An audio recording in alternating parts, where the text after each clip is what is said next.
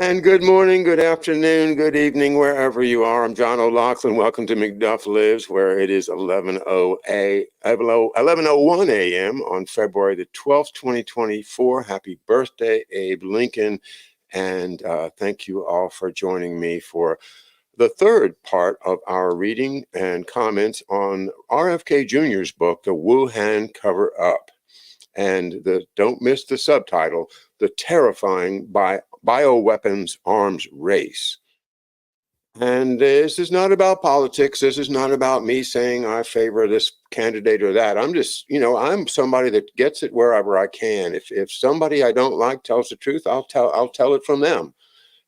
It does not matter as long as we know that we're finding the way to uncovering the truth. And there is a cover-up. There is a terrifying bioweapons arms race. And well, we all have a problem. We have a big problem, and it's been invested in and hidden in many thousands of ways for the past 100 and some years. It's a huge problem that weighs upon this world, and most people are unaware of it. So let's get the book out there. Let's share these readings and share the book. And, other people have read the book, I'm sure. There's probably some great professional reading versions, but mine is not intended to give you the book itself as a project. I'm just trying to give you the parts that, to me, resonate not only with the rest of the story that I've been studying for the past 5.5 years, but also with my dad's life and the biography I did of my dad. So these things that all fit together are going to give us a whole new picture of life in this world today, 2024. And so let's get back into the book. I got to the most dramatic part for me already was here on page 43, where it says, in 1963, the FBI learned that the JIOA director, Lieutenant Colonel Henry Whalen, Whalen, was a Soviet spy. The Pentagon officially disbanded the JIOA and tried and sentenced Whalen in secret and rebranded Operation Paperclip as the Cutting Edge Science Agency, ARPA, Advanced Research Projects Agency, later renamed DARPA for Defense Advanced Research Project Agency. Wow. So this is a clear link between Nazi, Nazi and German and, unethical, eugenic oriented, bioweapon oriented, and completely immoral and unacceptable to the American people research, and unfortunately experimentation, and really the horrors of it are still shocking and unbelievable. But this is a great effort to expose it, and so I praise the authors and the producers of this book, and I think it was published by Children's Health Defense. So let's get back into it. Page 43. It's not hard to conclude that the men who gravitated to the bioweapons field were often ethically unhinged. One paperclip official who was active in both Germany and Japan was Colonel Charles Loucks, Loucks. Paperclip dispatched Colonel Loucks first to Japan to oversee and study the effects of incendiary bombs, and then to Germany to recruit biochemical weapons scientists.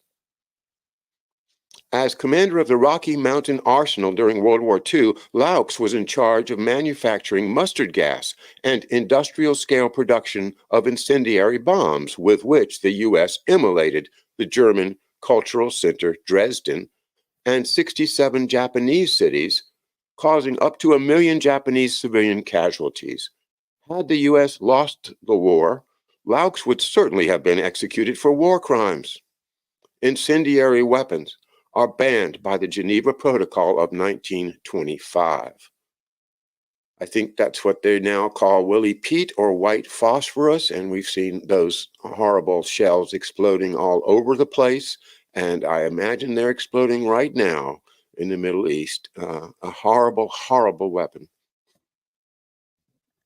Laux also served as the U.S. Army's chief chemical officer in Tokyo after the war, when he presumably met with Unit 731 survivors while touring the countryside, visiting the remains of the cities he had helped incinerate. A photograph depicts him standing proudly beside a neatly stacked heap of charred bodies of civilians, holding the casing of an incendiary from his Rocky Mountain arsenal. Quote, "They stacked them up in this big high pile. I had a picture of me standing beside them because I had been responsible for the manufacturing of the bombs that killed them." Laux adds a comment that spotlights his own moral indifference to the gruesome outcome of his handiwork. Quote, "That was just one of the incidents that didn't mean anything, but I just happened to see what had happened to some of our incendiary bombs that went over there." Laux's troubling detachment exemplifies a consistent trait among bioweaponeers, the capacity to view living human beings as scientific problems and the multitudes of dead as the measure of success, a moral indifference qualifying as sociopathy. Well, I don't know about that. I mean, if you look at Shakespeare, you can see that war was hell then, and this is hell. I mean, war is hell. Sherman said it. Believe it. Nevertheless, I mean, look what the Russians are doing with these FAP bombs, these great big explosives that are so high temperature that they just burn. I mean, I don't even want to describe it, but these horrible weapons are being used every day, 24/7, in various conflicts around the world, and nobody is calling them immoral. Nobody is standing up to say no, because, well, because we're all under a spell of some kind, and that's a story for another show.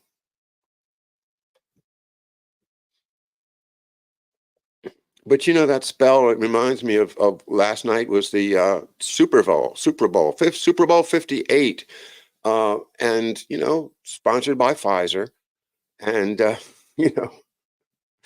whole story with Taylor Swift and that football player, and the guy is obviously doing what he's told to do, and so is she, and they are getting filthy rich, just following their orders. And what can you believe anymore on television? Nothing. I mean, the game, I understand, was pretty entertaining. I saw a little of it. But what was going on in the Middle East while we were watching the game and eating our snack chips? What was going on? What's going on right now in the Gaza Strip?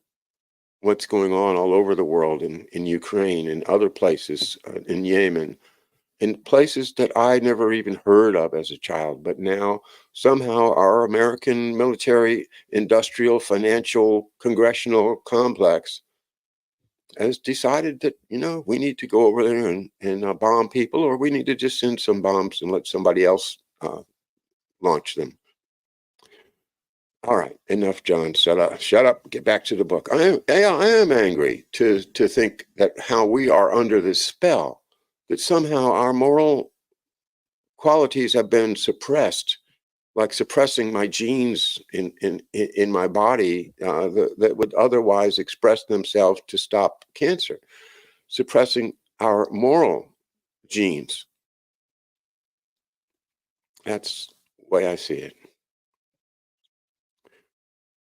Laux' troubling detachment. All right. Laux was the beau ideal of the bioweapons set. He loved to entertain high-level and ardent Nazis, like Walter Schreiber in his home. Annie Jacobson recounts that when Laux met a Nazi, he, quote, looked straight at the man and saw only the scientist, unquote. Among Laux's close friends was his paperclip recruit, Friedrich Fritz Hoffmann, who had managed a chemical laboratory at the University of Würzburg that that manufactured hundreds of tons of tabun and sarin gases. Once in America, Hoffman synthesized Nazi nerve gas stockpiles and worked on the CIA's assassination by poison program. The CIA's assassination by poison program. All right. Sounds like the Health Alteration Committee. No, this is assassination. This is even worse. Colleagues describe him as the CIA's, quote, poison master, unquote. Okay, Fritz Hoffman. Chapter 7, a three-way partnership. From the outset, the U.S. biological warfare effort was a three-way partnership with Big Pharma, the intelligence agencies, and the Pentagon, with academia and the public health agencies, CDC and NIH, playing important supporting roles. Since the 1930s, Western governments of both the Allied and Axis powers had relied heavily on pharmaceutical industry chemists to develop useful toxins. While investigating insecticides in 1936, Dr. Gerhard Schrader, a research chemist with IG Farben, synthesized a complex organophosphorus ester that the Germans manufactured as both a weapon and insecticide under the name tabun. By 1939, IG Farben chemists engaged in top secret research developed an even more toxic nerve gas, sarin. IG Farben also manufactured Zyklon B, the lethal asphyxiant which the Nazis used to exterminate Jews in Hitler's death camps.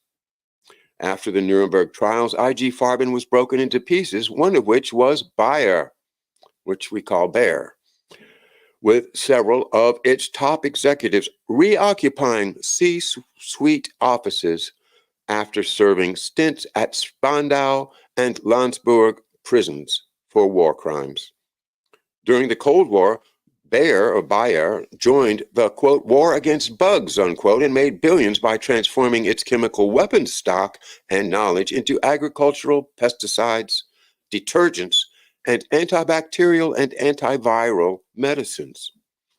While George Merck oversaw the government's secret laboratory at Fort Detrick in Maryland and other testing and manufacturing sites around the country, his commercial rival, Charles Pfizer and Company of New York, conducted a top-secret study for the Army of Growth and Culture Media for unspecified biological agents. NIH joins the bioweapons industrial complex. From the outset, Fort Detrick also worked closely with the Public Health Service, NIH, and NIAID. It was an easy marriage. Each of the public health agencies, CDC, NIH, and NIAID, had deep natal entanglements with the Pentagon. Natal means at the time of birth, of course. I don't know why they choose that word so many times, but natal entanglements with the Pentagon arising from the military's interest in containing infectious disease. The U.S. Public Health Service, USPHS, remains one of the 8 uniformed services of the United States military.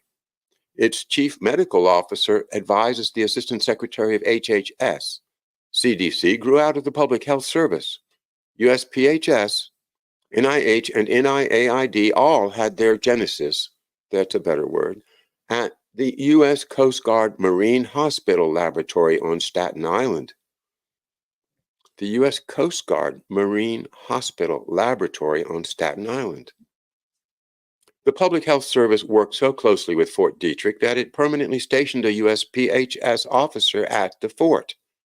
The military provided USPHS a sizable annual research budget to study infectious diseases. Both military and civilian agencies had shared interest in biological detection, reporting, quarantining, and dynamics of spread of infectious diseases, as well as the development of vaccines to combat them. In 1968, the same year that Anthony Fauci began his career at NIAID, one NIAID official told Seymour Hersh, quote, Fort Detrick has been extremely beneficial to our studies on common colds and infectious spread. They furnished us with equipment, and we've had a number of joint meetings strictly on a scientific level. It's had a very beneficial spin-off, unquote. But history suggests that doctors who became entangled with the military's vaccine research programs routinely surrendered to the gravities of weapons research. A dark profession. One of the costs of engaging in a bioweapons arms race is the moral damage to the entire society as medicine and its practitioners turn away from health and against humanity. Wow, what a sentence. Perhaps the most enduring legacy of Ishii and Nazi doctors is the indelible imprint of their moral myopia. Their moral myopia on the U.S. bioweapons and vaccine programs. As I show in The Real Anthony Fauci, and as many Americans learned during the COVID pandemic, once doctors stop practicing medicine and become agents of state policy, it's inevitable that the government will quickly make them instruments of social control. Doctors who pursue the lure invariably betray their deeply held values and often become the enemies of their own patients and humanity at large. Ishii, Schreiber, and the others demonstrated how the rubric of, quote, national security, unquote, can override even the most sacred moral precepts upon which a society rests, including the moral prohibitions against human experimentation and the wholesale murder of non-combatants, innocent civilians, and vulnerable minorities, quote, for the greater good, unquote. In every nation that devoted resources to the field, the bioweapons enterprise has caused the wholesale subversion of traditional ethics across the medical profession. One of the most striking and consistent features of biosecurity, quote unquote, is the tendency to divert national medical establishments from their ethical credo and to transform competent medical doctors and regulators who have previously committed their lives to healing disease and saving lives into dark necromancers, mass murderers, and diabolical enthusiasts for ghoulish human experimentation. Like Ishii and Schreiber, Dr. Fauci rose to run an all-powerful bureaucracy and to enjoy vast political power and a deified national reputation. As did Schreiber and Ishii, the NIAID chief has given overriding priority to industry profits and the military applications of infectious disease research in ways that inevitably subverted his agency's public health program. Like Ishii and Schreiber, Dr. Fauci masks his bioweapons research behind the veil of vaccine development and the smokescreen of national security. Like them, he has mastered the mechanisms for controlling the medical journals and the mainstream press, or co-opting the leading academics and medical associations and made the nation's most prominent scientists, doctors, and medical schools complicit in serious wrongdoing. He has advanced national security concerns to drown out ethical precepts against human experimentation and population-wide experiments. Like them, he launched a worldwide search for pathogens with weapons potential under the masquerade of pandemic prevention. And like them, when the jig was up, he engaged in elaborate efforts to escape blame or accountability for his experiments gone wrong. One of the unsurprising consistencies in the history of bioweapons research is the near ubiquitous moral lacunae among scholars and academics, public health regulators, and physicians who choose to devote their lives to this field of research.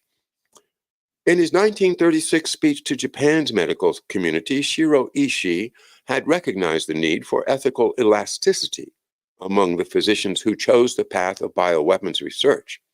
Adopting Ishii's affinity for Orwellian euphemism, biological weapons scientists call themselves, quote, life scientists, unquote, an exquisite irony.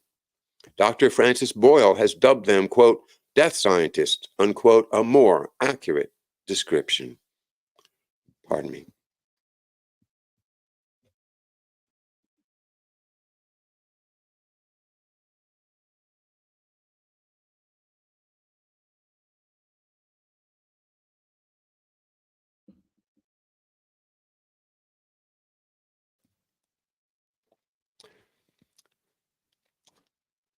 Good morning, everyone in the chat. Thanks for being with me. And just a quick comment. Yeah, I saw the CrowdStrike commercial, and it was shocking.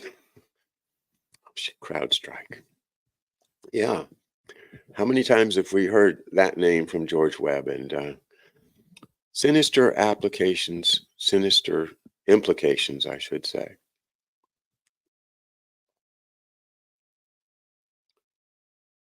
Today, some 13,000 death scientists labor on bioweapons technology on behalf of U.S. military, intelligence, and public health agencies in some 400 government and university bioweapons labs.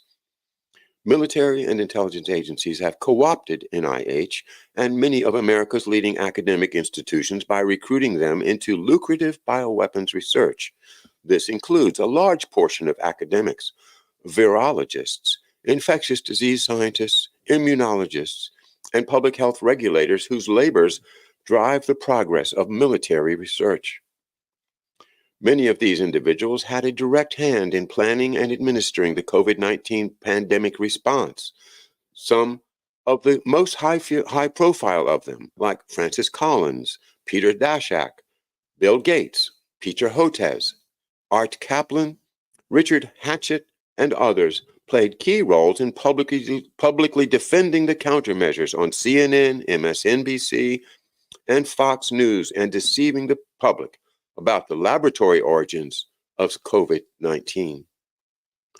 Americans seeking to understand the role of public health, academic scientists, and the entire field of virology in the etiology of the COVID-19 pandemic would do well to understand the dynamics that landed such a large cadre of sociopathic individuals in leadership positions dictating and defending critical public health decisions.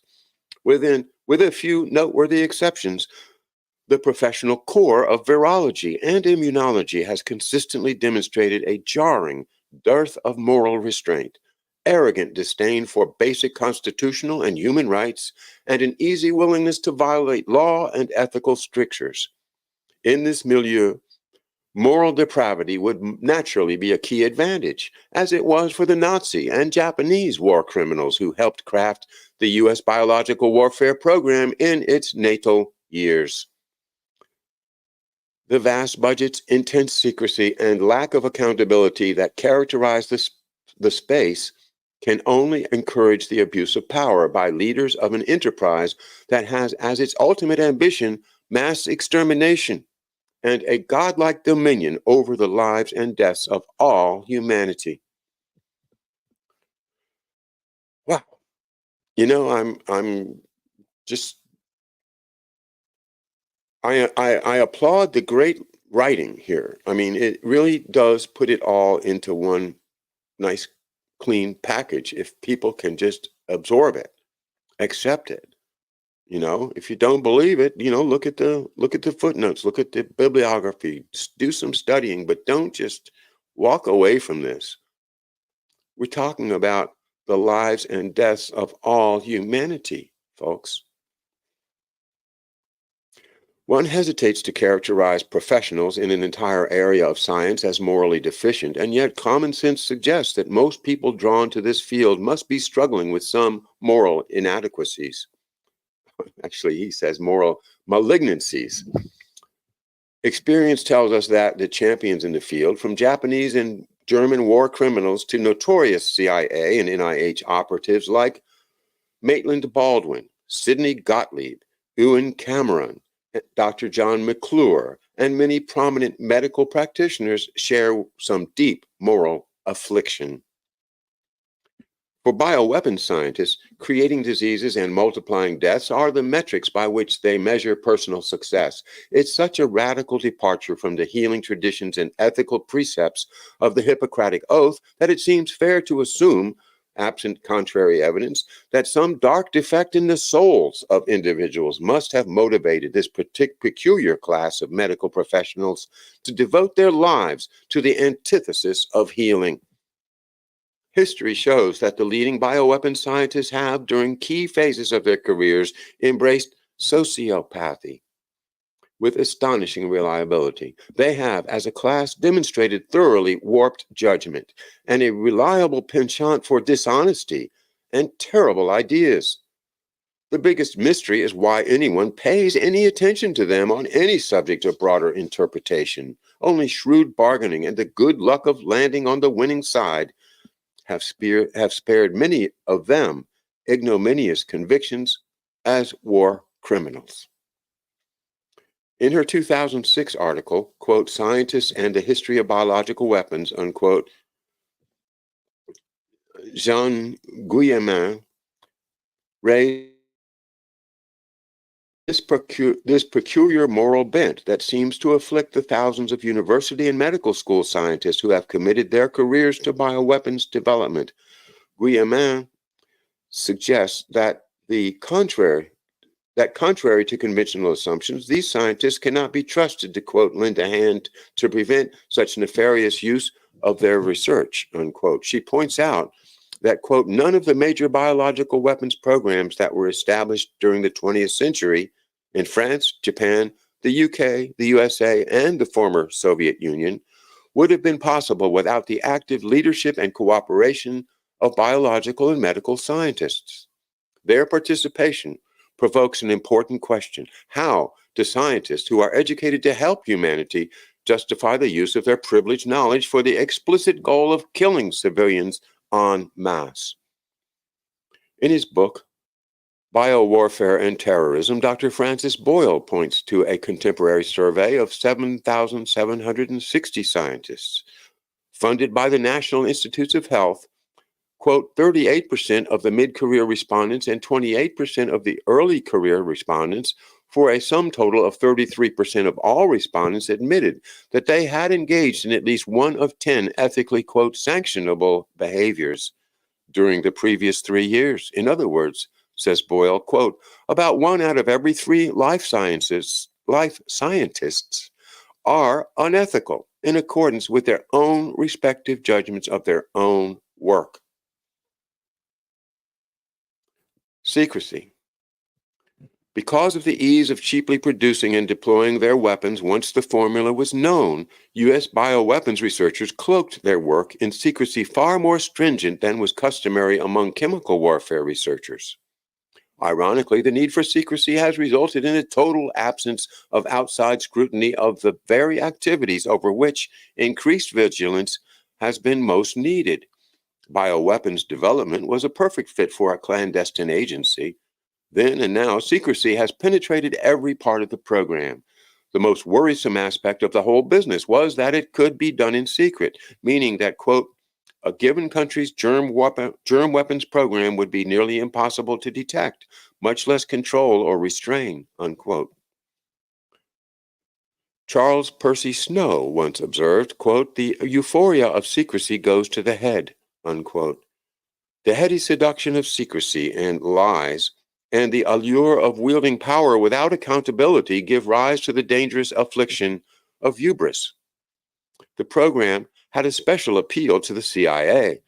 Edward Regis explains that, quote, if it was easy to create weapons in hiding, it was even easier to use them surreptitiously. For neither bombs nor explosions were required.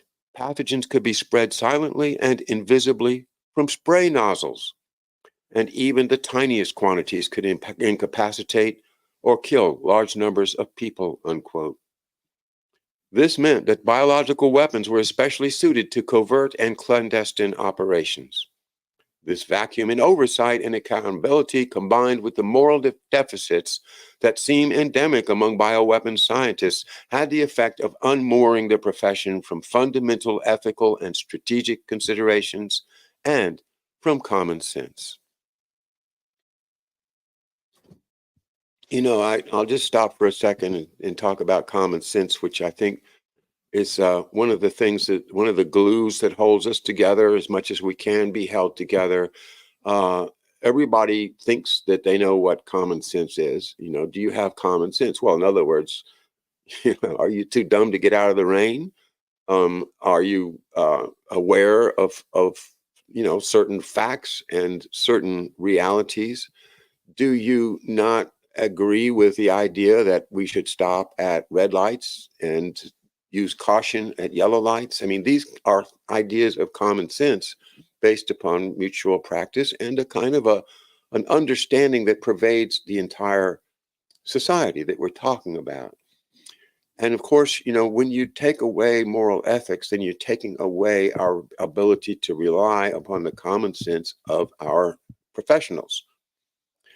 And once again, if you are able to conceive the idea that this has been planned over decades, then I think you're going to get closer to the understanding the truth, because these things don't just happen by accident.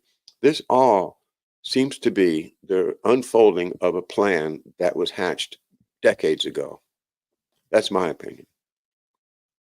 Destroying the idea of common sense. So how can we trust each other if we don't have that idea of common sense, as a trial lawyer, I always think, we have facts that we have to agree upon. And, if the person is leaving the building with the bloody axe in his hand, can we not agree upon that is a pretty suspicious thing? Perhaps not. Perhaps now we see, everybody's holding bloody axes because they all watch, uh, Grand Theft Auto 29,001 and say, that's what we do now. Everybody's turning into the harlequins and monsters.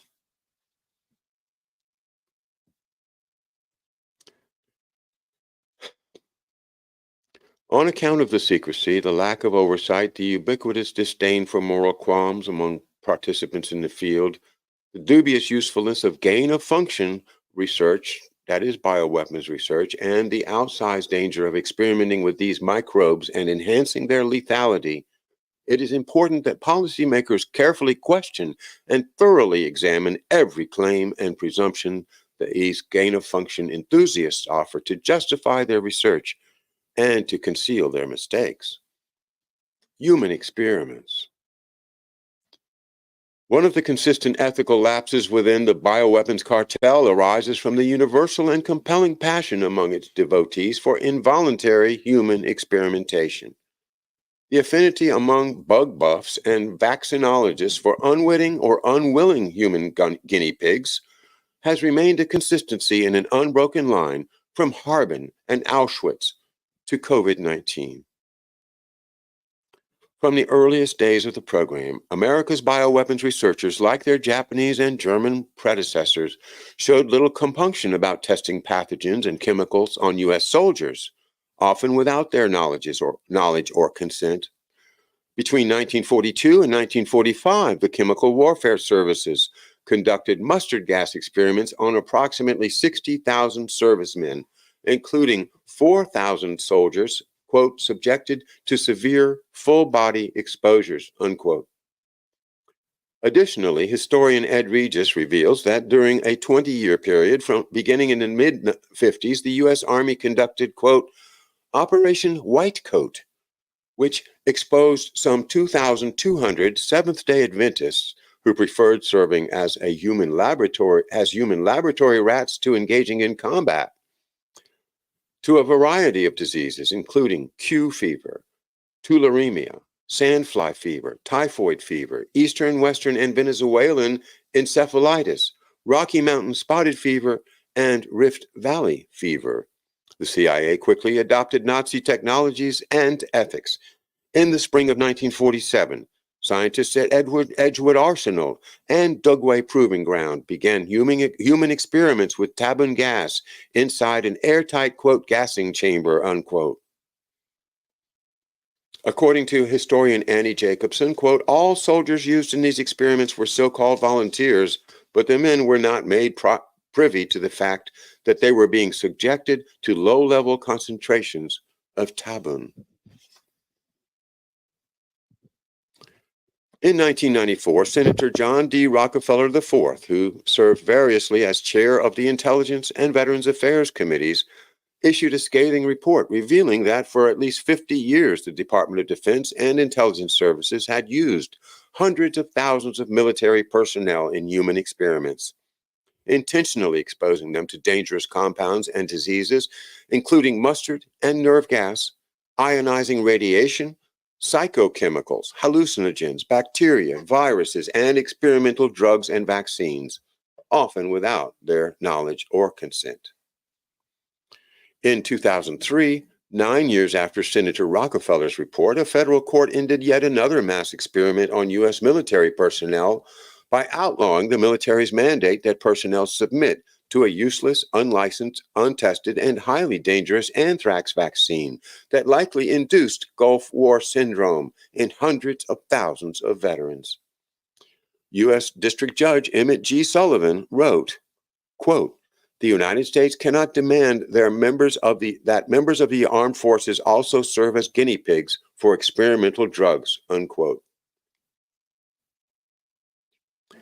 Perhaps even worse, military and CIA bioweapons sociopaths were conducting an experiment on millions of American civilians without their knowledge. In the 2 decades following World War II, following the example of Shiro Ishii in Manchuria, the Department of Defense and the CIA, working with the Reich's former Deputy Surgeon General, Dr. Kurt Blome, conducted frequent open-air field tests of disease-producing bacteria and viruses by deliberately exposing Americans. In 1973, CIA Director Richard Helms, the former overseer of these projects, ordered agents to destroy all records related to the CIA's outlaw human experimentation programs to keep them out of the hands of Senate investigators. Therefore, we still don't know how many Americans the Fort Detrick spooks doused with toxic chemicals and infectious disease cultures over the preceding decades. But we have reason to believe that these immoral experiments were massive in scope and of frequent occurrence. During the March 1977 Senate hearings of the Subcommittee on Health and Scientific Research, intelligence and military sources acknowledged that the U.S. military and intelligence agency officials had conducted field experiments on at least 239 populated areas with biological agents between 1949 and 1969. The targets included New York City, San Francisco, Washington, D.C., Key West, Panama City, Minneapolis, Alaska, and St. Louis. We know enough from inadvertently preserved records to conclude that these assaults on U.S. citizens, cities, and communities by our own military and CIA would be considered acts of war if conducted by any other nation. In the 1940s to 50s, CIA biowarfare Frank Olson traveled across the United States with Blome, Dr. Harold Batchelor, and Norman Cournoyer, Cournoyer,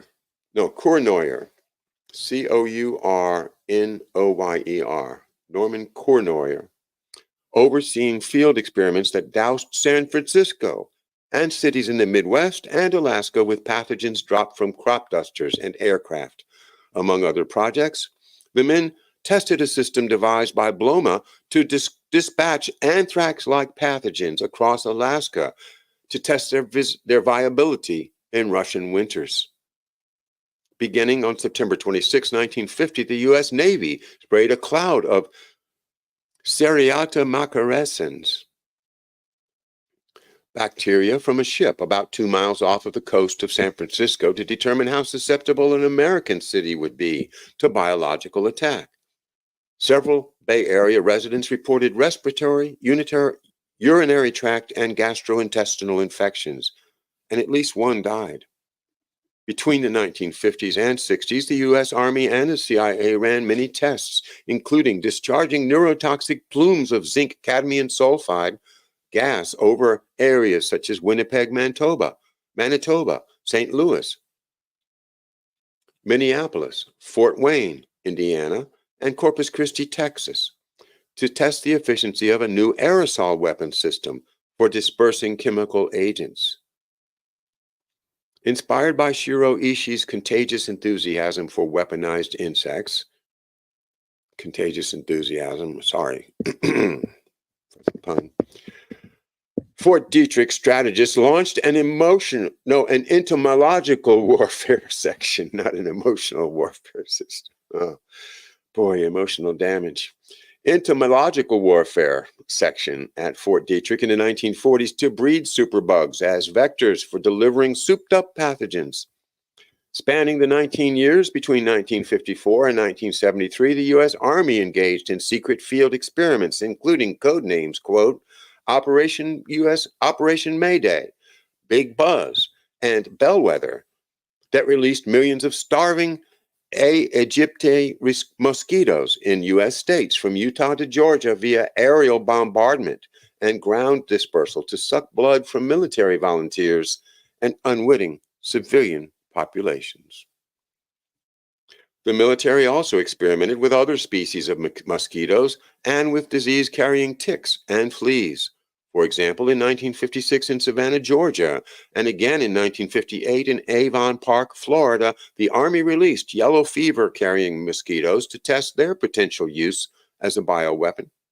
Army agents, posing as public health officials, tested blood and questioned exposed citizens in the unsuspecting communities to measure the effectiveness of their assaults. The government spooks conducted many similar operations throughout this period of time. Declassification of incriminating records only later revealed their crimes. Recognizing that subways could be useful for spreading diseases and even to exterminate populations that took refuge there during aerial bombardment, secret agents from Goering's chemical company in 1933 staged a series of secret biological warfare spray tests in the ventilator shafts of the Paris Metro and in the tunnels of London's Piccadilly Circus Underground to test airflow patterns using Micrococcus prodigiosus microbes, which were excellent biological tracers. Apparently inspired by these experiments, the CIA Special Operations Division from Fort Detrick partnered with U.S. Army colleagues in a clandestine operation to test the vulnerabilities of the New York City subway system in a copycat experiment from June the 7th to 10th, 1966. Without the permission or knowledge of the New York City Transit Authority or the New York City Police Department, CIA agents disseminated Bacillus subtilis niger, a hardy gut bacterium that is particularly susceptible to genetic manipulation, by dropping germ-filled light bulbs through ventilation grates, and from platforms between cars of the express trains along the tracks of 3 lines, exposing more than 1 million Big Apple civilians. The Army's report on the New York tests leaves little doubt that Fort Detrick officials were pleased with the results. Quote, a test was conducted to determine the vulnerability of personnel in an urban subway system to covert BW attack, and the simulant data translated into equivalent covert attacks with pathogenic agents during peak traffic periods indicated that large numbers of people could be exposed to infectious doses. Unquote. The CIA's technical support staff, which specialized in gadgetry for delivering and dispersing toxins and pathogens, carried out a number of similarly questionable experiments on unaware human targets. As its director, William Colby, explained to a Senate committee convened to investigate, quote, governmental operations with respect to intelligence activities, unquote, in 1975, quote, CIA association with Fort Detrick involved the Special Operations Division, SOD, of that facility. This division was responsible for developing special applications for BW agents and toxins. Its principal customer was the U.S. Army. Its concern was with the development of both suitable agents and delivery mechanisms for use in paramilitary situations. It performed certain research and development in the laboratory facilities of the Special Operations Division of the Army Biological Laboratory at Fort Detrick. Unquote. As usual, the CIA seems to have given little consideration to civil rights, civilian health, or long-term effects of their mission. Scientists believe that nearly 50 years later, the microbe is still present throughout the subway system due to its enviable ability to survive in hostile environments. The military's open air and human experimentation test sites ranged from Fort Detrick and Utah's Dugway Proving Grounds to the Ohio State Penitentiary and a variety of urban populations. A 1996 report by the Chemical Weapons Exposure Study Task Force gives an overview of the variety of human testing, including experiments with tularemia, parentheses rabbit fever, ricin, botulinum toxin, Venezuelan equine encephalitis, co-virus, that's COE virus, rhinovirus, mycoplasma pneumonia, brucellosis, smallpox, influenza, staphylococcal enterotoxin, and Rocky Mountain spotted fever. Government scientists exposed human subjects using aerosol inhalation, airborne particles, and syringe injections. In a declassified 1981 experiment, Army scientists assessed 2 scenarios in 16 simulated attacks on American cities to compare their effectiveness in cost and casualties. The first scenario involved aerosolized tularemia.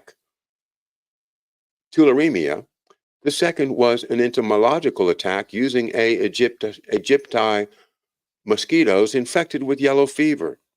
These researchers boasted that the latter strategy could kill 625,000 people for a bargain basement cost of just 29 cents per death. Under deep secrecy and using unlimited Cold War budgets, the CIA orchestrated many of these biological attacks against Americans in furtherance of the agency's deep and enduring institutional commitment to developing chemical and biological agents to control and destroy human beings both on a population and an individual basis. In August 1949, 2- and 3-man SO division attack teams equipped with spray disseminators hidden in camera bags and the like made a surreptitious attack on the Pentagon's air conditioning systems, mimicking what the Germans had done in London subways in 1933. During a 3-week period in April 1950, the SO division sprayed whole cities with Serratia marcrescens and Bacillus globigii, a microbe similar in form to anthrax. They sprayed from the decks of the USS Coral Sea and the USS Kenneth D. Bailey, anchored off Hampton, Virginia, letting the wind blow the spores into Norfolk, Hampton, and Newport News. In September, the Army and Navy sprayed the coast of San Francisco with bacteria and fluorescent particle clouds of zinc cadmium sulfide, reporting that, quote, nearly every one of the 800,000 people in San Francisco exposed to the cloud at normal breathing rate inhaled 5,000 or more fluorescent particles, unquote. In a 1955 experiment to test its ability to infect human populations with biological agents, the CIA released an unknown bacterium over Tampa Bay, Florida.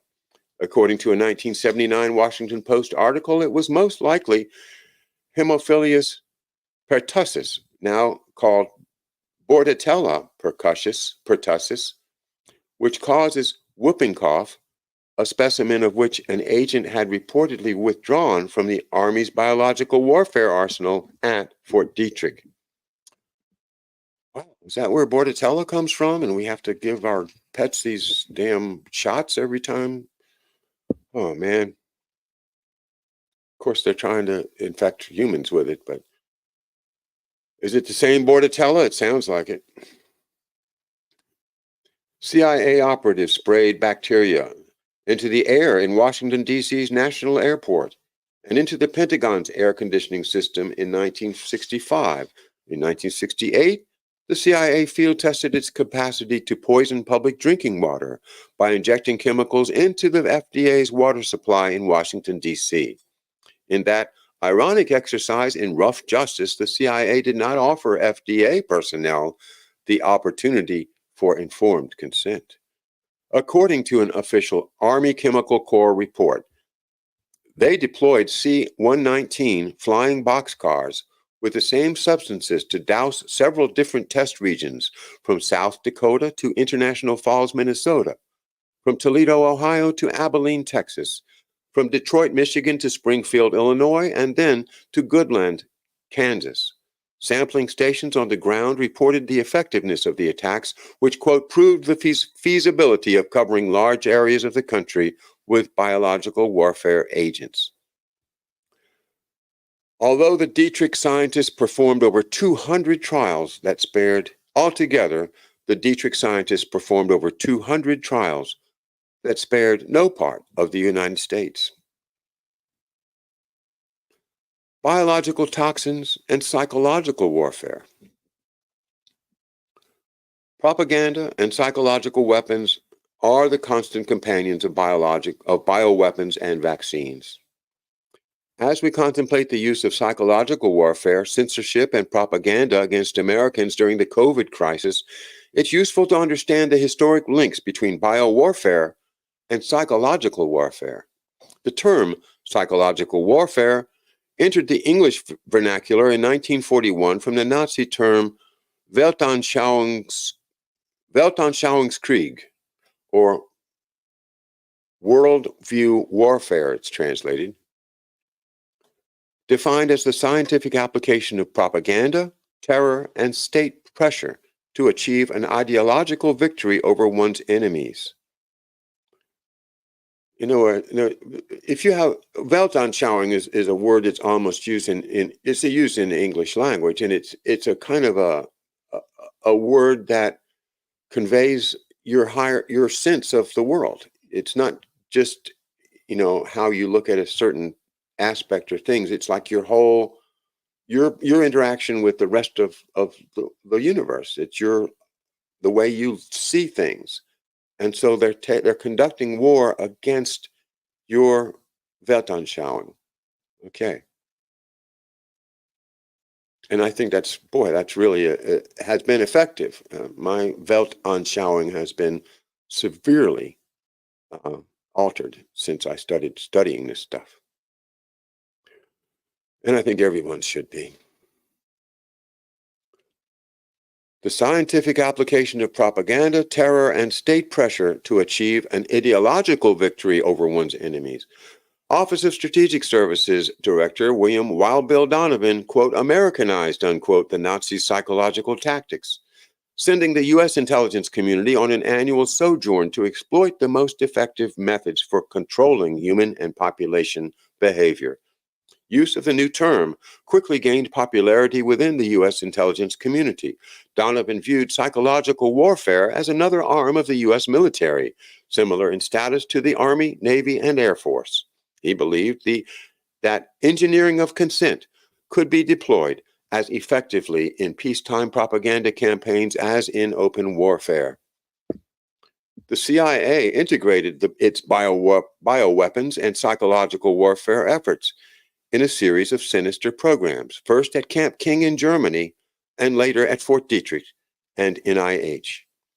Jacobson reports that Operation Paperclip, quote, created a host of monstrous offspring, including Operation Bluebird, Artichoke, and MK Ultra, quote, unquote, as spear tips of the U.S. psychological warfare operations, employing hundreds of social scientists and psychiatrists at almost 200 universities, who were experimenting with sensory deprivation, torture, hypnosis, biological agents, and psychoactive drugs.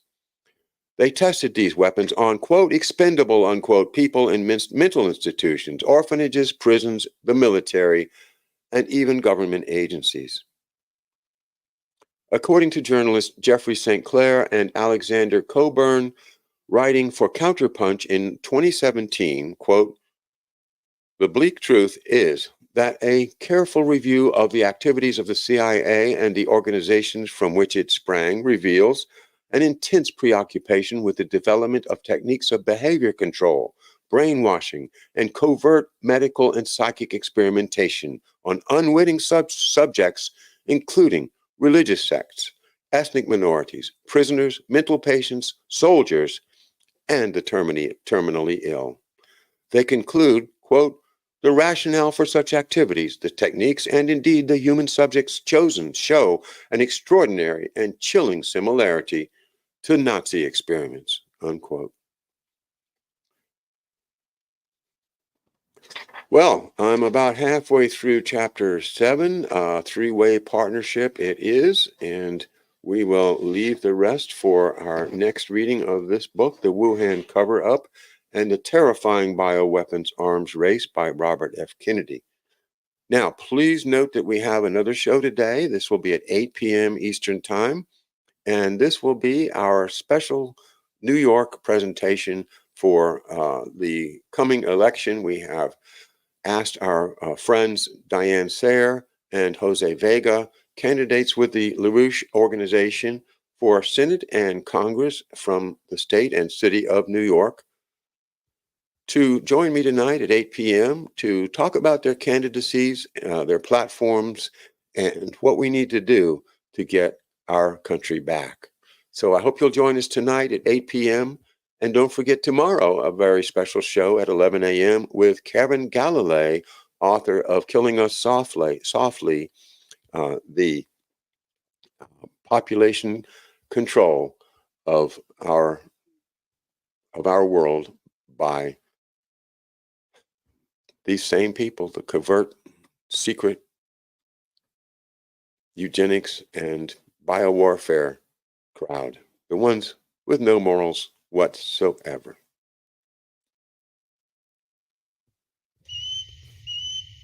All right.